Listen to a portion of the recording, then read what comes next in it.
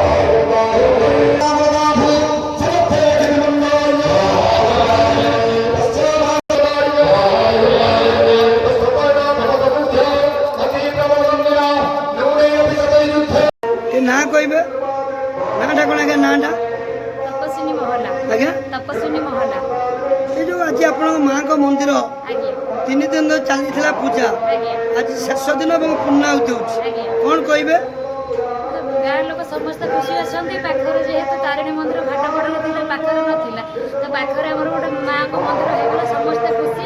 ଆଉ ଗାଁ ଲୋକ ସମସ୍ତେ କଳସ ଶୋଭାଯାତ୍ରାରେ ମଧ୍ୟ ଯେତେକ ଆମର ମହିଳା ଯୋଗ ଦେଇଥିଲେ, ସମସ୍ତେ ଖୁସି ଅଛନ୍ତି। ତଥାପି କୋଉ ଜାଗାରେ ମନ୍ଦିରଟା ହେଇଛି, କୋଉ ଲୋକେସନ? ଏଇଟା ଆମର ହେଲା କାଳୀମେଘା ଛକ ପୋଖରୀ ପାଖାପାଖି ଆଉ ତିହିଡି ଇଏରେ ଯାଉଛି, ଏରିଆରେ ଯାଉଛି କାଳୀମେଘା। ପୁରା ପଞ୍ଚାୟତ ତିହିଡି ଏରିଆରେ ଯାଉଛି, କାଳୀମେଘା ଗ୍ରାମ। ଏ ଯୋଉ କେମିତି କ'ଣ ଆପଣଙ୍କର ମନ୍ଦିରଟା ହେଲା, କେତେ ଆନନ୍ଦିତ ଏ ଜାଗା, ଆଉ କେତେ ସ୍ଥାନୀୟ ଲୋକ କେତେ ଖୁସି ରହିବେ? ସମସ୍ତେ ଖୁସି ଅଛନ୍ତି, ସମସ୍ତେ ସହଯୋଗ ଯେତିକି ମାନେ ଚାହିଁଥିଲେ ତାଠୁ ଅଧିକ ବି ଆସିକି ମହିଳାମାନେ ଆମର ସବୁ ଶୋଭାଯାତ୍ରା କଳସ ଶୋଭାଯାତ୍ରାରେ ଯୋଗ ଦେଇଥିଲେ। କେତେ ମହିଳା? ପାଖାପାଖି 300 ପାଖାପାଖି 300 ମହିଳା ଦେଇଥିଲେ।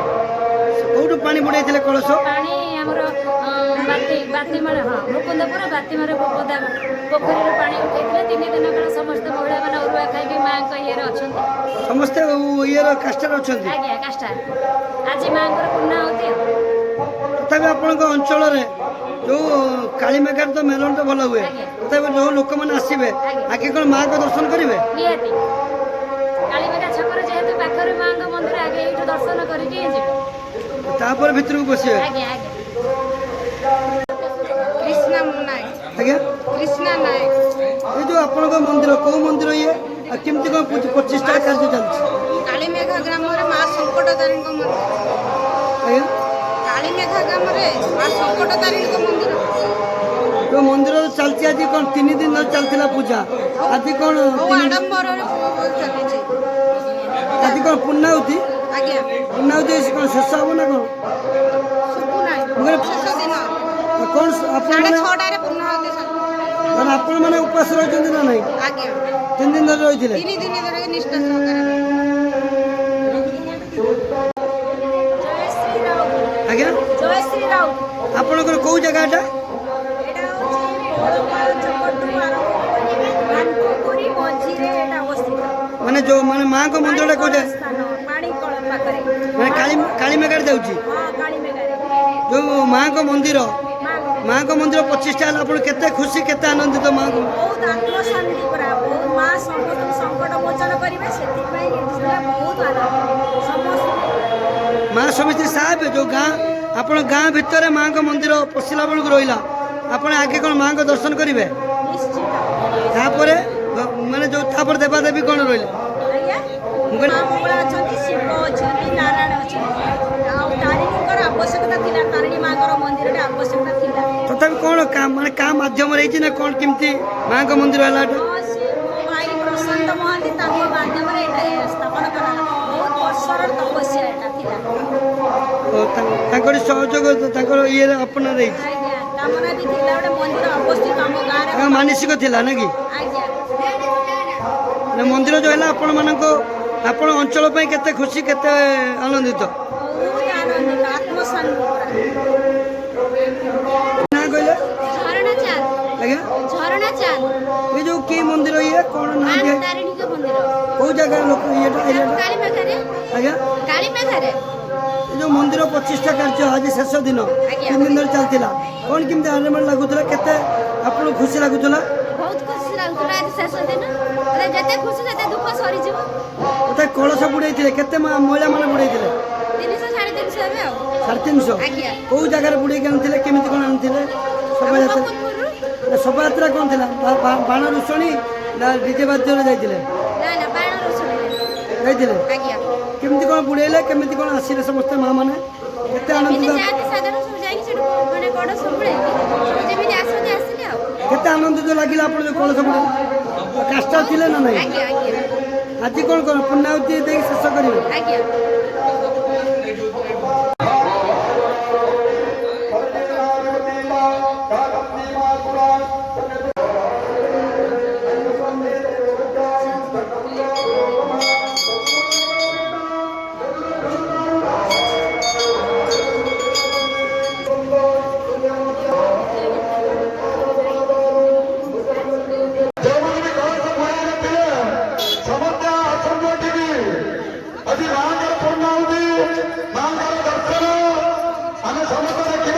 ଟିକେ ନା କହିଲେ?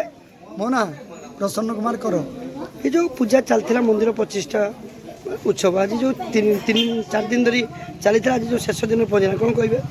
କ'ଣ କହିବି ଆଜି ମାଆଙ୍କର ନୂଆ ମନ୍ଦିର ତିଆରି ହେଇଛି, ନୂତନ ବିଗ୍ରହ ସ୍ଥାପନ ହେଇଛି, ମାଆଙ୍କର କେମିତି ବେଶ ହେଇଛି ଆମେ ସମସ୍ତେ ଦେଖିବା, ମା କେମିତି ଆଶୀର୍ବାଦ କରିବେ, ସେଇଥିପାଇଁ ମନ୍ଦିର କୋଉ ପ୍ରତିଷ୍ଠା। ଜାଗାରେ ଏଇ ମନ୍ଦିରଟା ହେଇଛି ଆଜ୍ଞା? ଏଇଟା ମୁକୁନ୍ଦପୁର ଗ୍ରାମ ପଞ୍ଚାୟତ ତିହିଡ଼ି ବ୍ଲକ କାଳିମେଘା ଗ୍ରାମର ଗ୍ରାମବାସୀମାନଙ୍କ ଦ୍ୱାରା ଏଠାରେ କରାଯାଇଛି।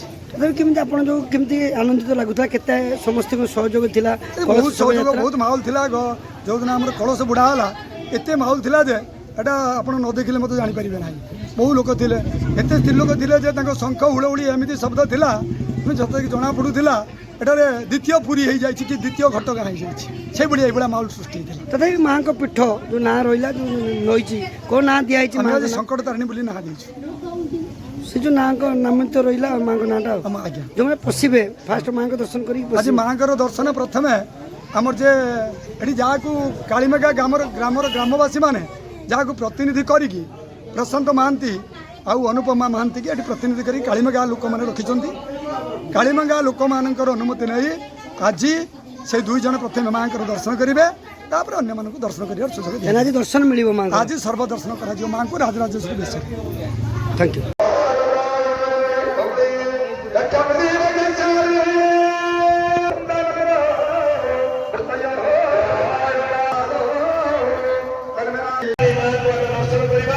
ସମସ୍ତେ ଯଜ୍ଞ ମଣ୍ଡପକୁ ଆସନ୍ତୁ।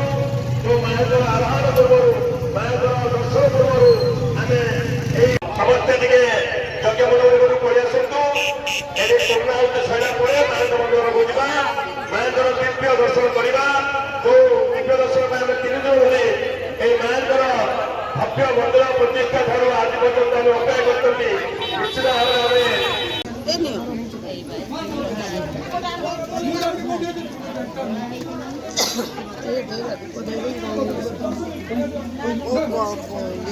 ଝିଅ କଣ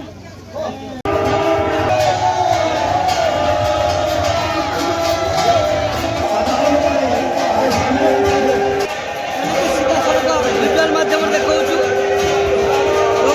କାଳିମେଘା ଠାରେ ଶେଷ ଦିନରେ